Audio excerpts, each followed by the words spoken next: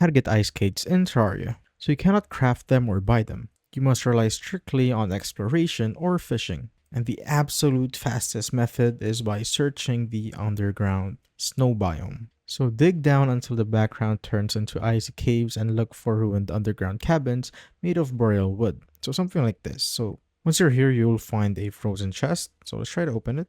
So for this chest, there is no ice skates. So do note that every single frozen chest has exactly a 16.67% chance to contain the ice skates. So what you can do is drink some Spelunker potion to make the chest glow so that you could find it faster. So as you can see, the chest is glowing right there. So let's try to go right here, open it up, and we now have the flurry boots. So this isn't what we want, so I'm just going to place it right here and find another cabin. And here we are now in another cabin. So let's try to open this one and see if it has ice skates. So there's still no ice skates. So just repeat the process till we find every single frozen chest with the ice skate in it. So we have another one right here. Let's see. And after quite some time, as you can see, I now have the chest that contains the ice skates. So if your world generated poorly and you looted every cabin without luck, your backup method is fishing.